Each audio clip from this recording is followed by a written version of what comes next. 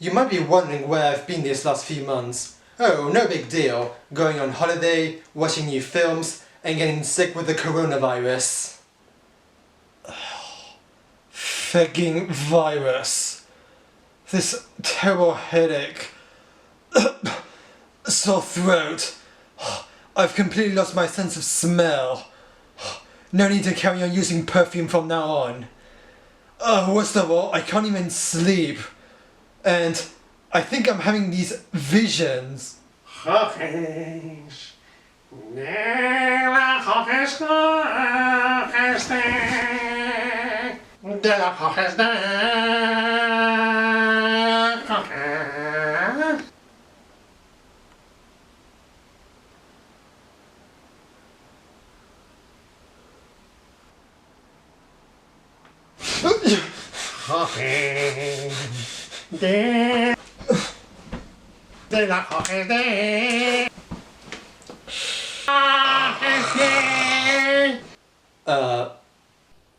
got better.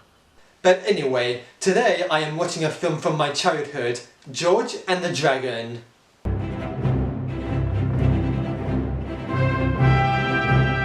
Although I didn't see it in cinemas during its limited release, I did see it on DVD and I remember liking it as an action-packed film for all ages. And after 17 years, I get to watch it again to see how it holds up. It's based on the legend of Saint George and the Dragon, but I won't make any comparisons because apparently this movie has nothing to do with its source material. But leaving that aside, let's take a look at George and the Dragon. The movie literally opens up as a fairy tale book as we meet the titular character George, accompanied by Michael Clarke Duncan wearing a colourful football uniform. Come with me to England. Come with me to Spain. We'll find El Cabildo together. We'll continue our adventures. I can't. Hey.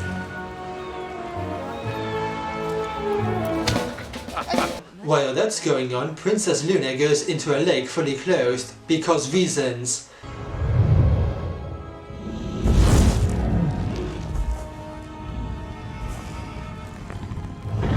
That's strange, I don't remember the CGI looking that terrible.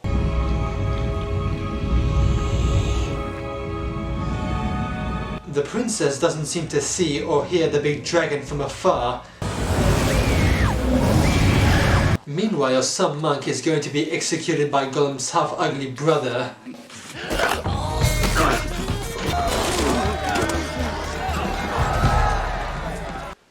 So it was a monk who invented skateboarding. Marty McFly, you did not invent anything, you're a liar! And get used to the chase constantly getting interrupted by the low-quality opening credits.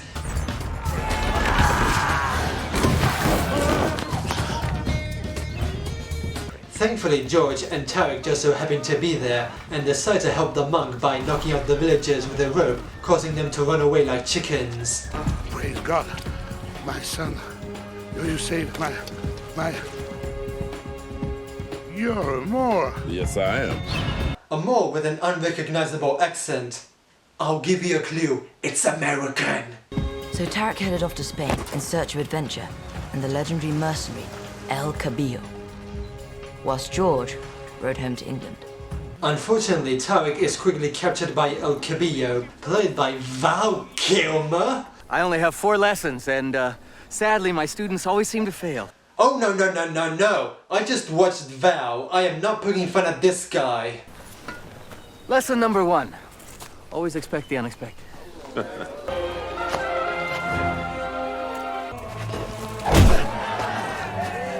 Lesson number 2.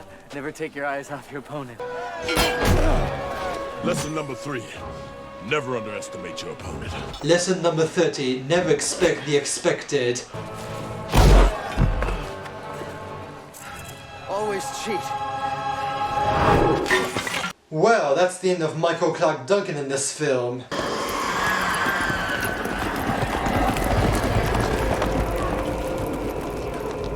I'm not saying anything. I'm pretty sure that Michael Clarke Duncan is buried in that very small grave. Back in England, scout parties led by Patrick Swayze try to find the princess. He plays the film's villain. How do I know that? Because the narrator tells us so. The king had given him the princess's hand, and once wed, he would have the power and riches he coveted. Whether the princess loved him or not, he would marry her and rule the kingdom. Why bother to show it visually when you can just explain it? George returns home to his half-blind father, played by Paul Freeman. Belloc.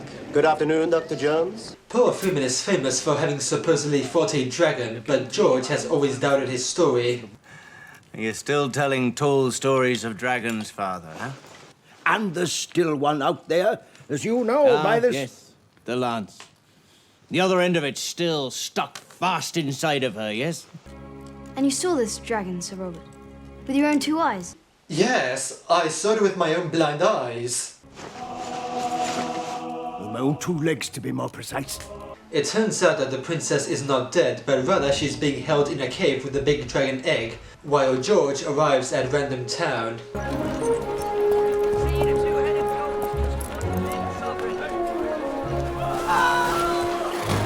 Why the hell did that guy fall off? Lord de Gurney. George of Loach. I can arrange a meeting with the king if you like. Patrick Swayze takes George the King, played by Simon Callow, who is still desperate to find his daughter. Was there no sign of her at all? No, sire. But I am convinced it was the pigs. Picked. How does an actor like Simon Callow go from a room with a view to George and the Dragon? Coincidence is much rarer than we suppose. But she's also my betrothed. Then I will join you. For Princess Luna, I'd follow the devil himself. Hey, I know that guy. He was in EastEnders. Even though I've never seen EastEnders, as a half-British man, I must pretend that I have. There's a reward, you know. Money's no object. No, my lord, I seek only one thing. Just a small parcel of land. Enough for a cottage, a garden, 2 head of cattle. So George eventually agrees to join the search. Must be the horses. I'm sorry, but the tone of this movie feels a bit off. It doesn't know if it wants to be an action film with comedy added in, or a spoof of medieval films with the cinematography of a serious film. Just to make a comparison, The Princess Bride had a perfect balance of comedy and drama. The slapstick did fit in with the colourful environment established by the story itself. But here, the comedy is all over the place, going from absurd to straight up ridiculously impossible, and the dramatic moments feel out of place for the audience to take them seriously. It's less Princess Bride and more like Your Highness.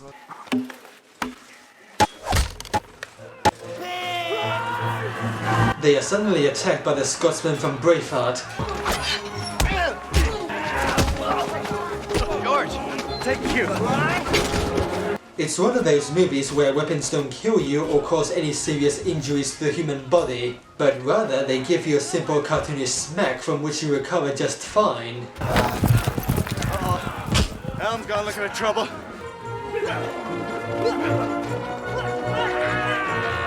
Oh, where's Mel Gibson when you need him?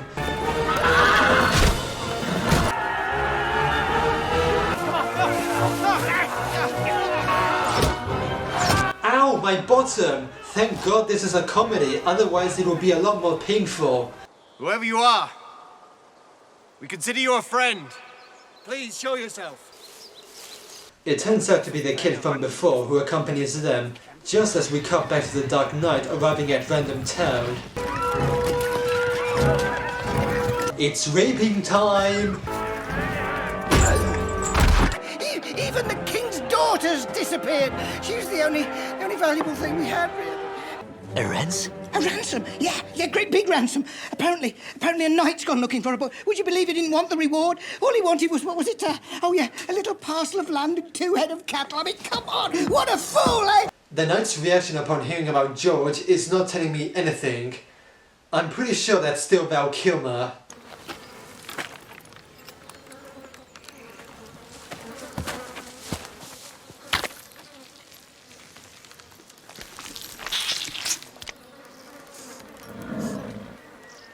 Days. Thanks, movie. That was completely necessary. Yuck. What's that? Over there. They spot a fire in the distance, leading them to the cave where they find their dragon egg. Get away from that thing. No, you get away! Princess Luna. What kind of egg is that? It's a dragon's egg. and its name is Smite. Where there's a baby, there is a mother. 2 days ago, she just crawled off into the lake and didn't come back. Smite may be the last dragon God ever creates, and I intend to protect him.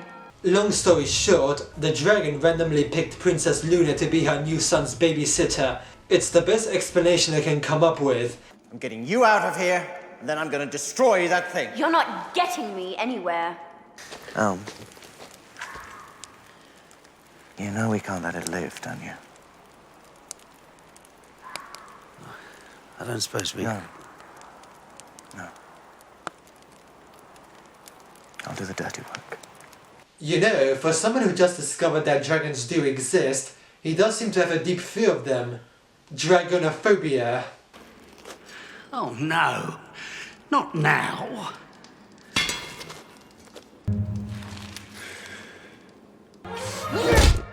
As the daughter of the king, for the last time, I order you not to harm this egg.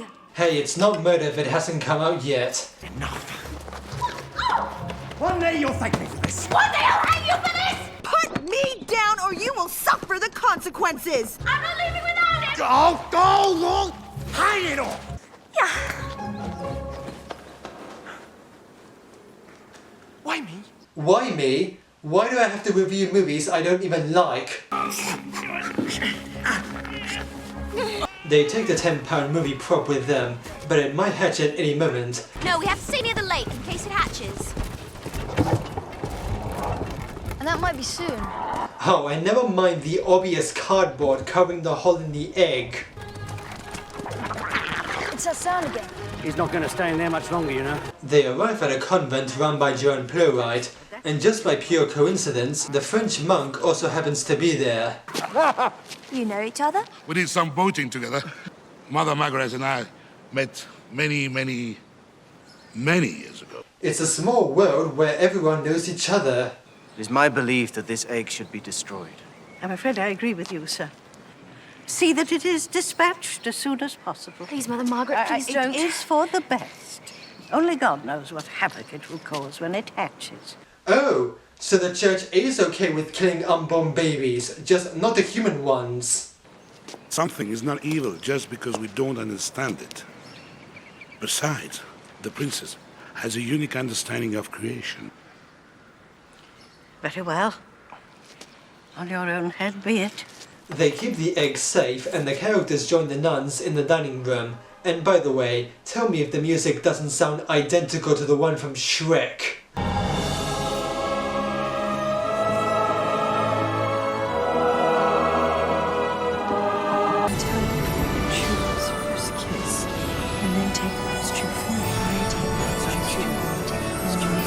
I'm starting to see a pattern.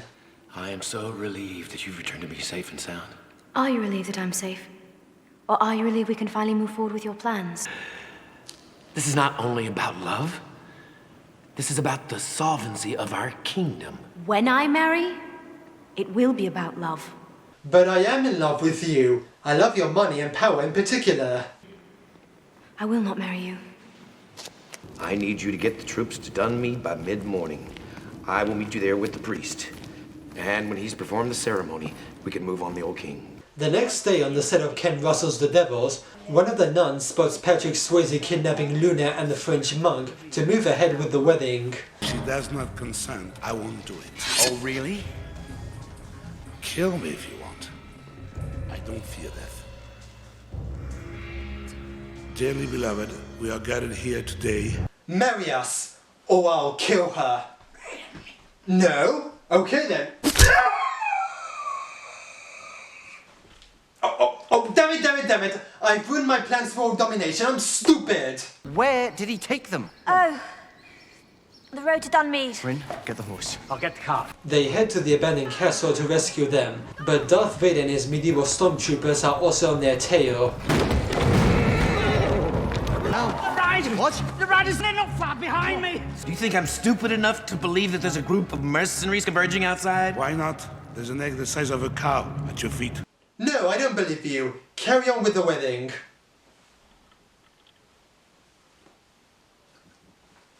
She is alive, I swear.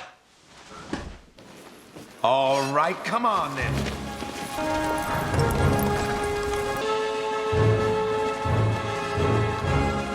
dramatic slow motion. You are the great El Cabillo, huh?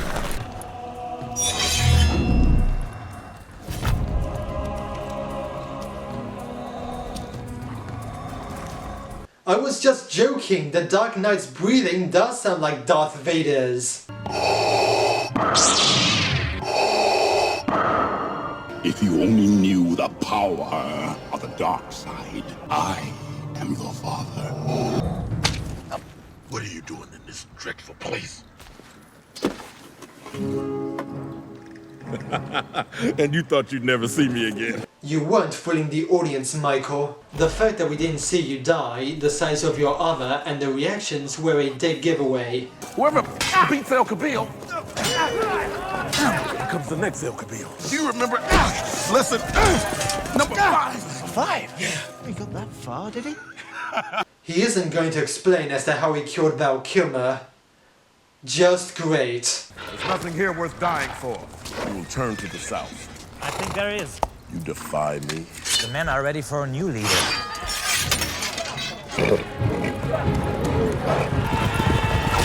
So they have the climactic battle with nobody dying or blood being spilled, as always, but the dragon finally hatches.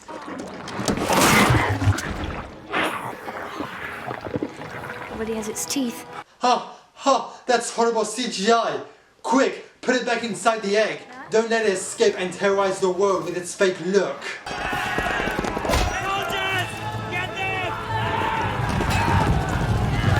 Reinforcements arrive as George and Garth keep fighting one another.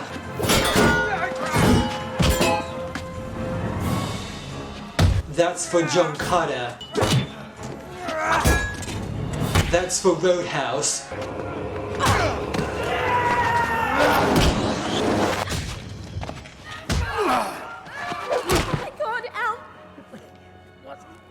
Holy shit, the movie has suddenly become tragic. I thought this was a goofy comedy.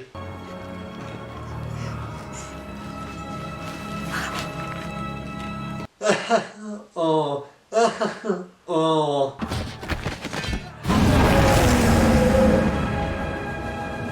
Oh, so there's the mother dragon. Where the hell was she this whole time? Just lying down completely drunk?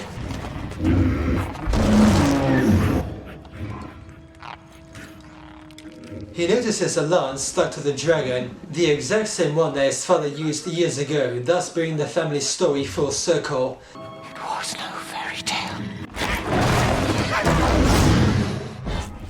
It's kind of distracting that the CGI looks about as convincing as the effects from Dungeons and Dragons.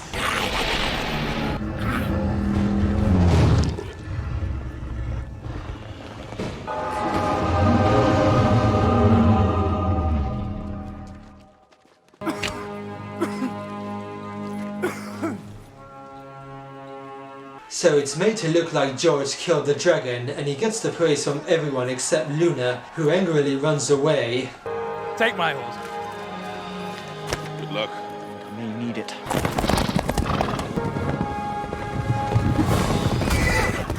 But Garth is still alive and tries to kill George in their final fight. There's something you should know about me, George. I am not a good loser. You were right to be afraid of me. Oh! You didn't kill her! I can't believe you did that for me! Yeah, George didn't really kill the dragons, though I don't know how he was going to fool anyone, since anybody could go inside the castle only to find no dead dragon. I heard there was a unicorn just near Glastonbury. Oh, no. No unicorns, no sea monsters, and certainly no more dragons. As in all fairy tales, they kiss and live happily ever after.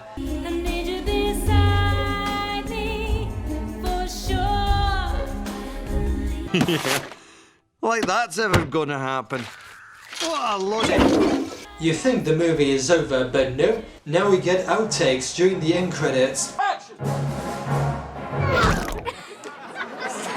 I think these outtakes might work in a Pixar movie, but for an action movie, they only make the tone even more inconsistent. The thing I'll be witnessing is your certain death, Iblis.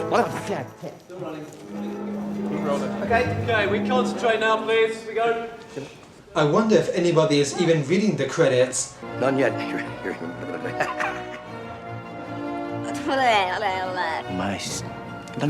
Sorry. Look, they speak my gibberish language. That's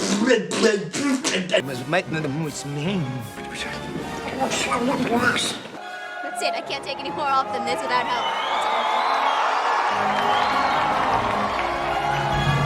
And that was George and the Dragon, and is it really worth hitting it? On the one hand, the special effects feel like they were made by first graders, the tone is not well established, and George only has like 2 scenes with the dragon itself throughout the film. It could have been a lot better, but it could have been a lot worse. I never felt angry or pissed off at it since it's quite harmless and innocent, which explains why I enjoyed it as a kid. It's not a masterpiece, but it can be entertaining if you're able to look past the nitpicky moments. Of all the films I've reviewed, this is probably one of the best I've seen, or one of the least bad. I am a standard critic, and thanks for watching.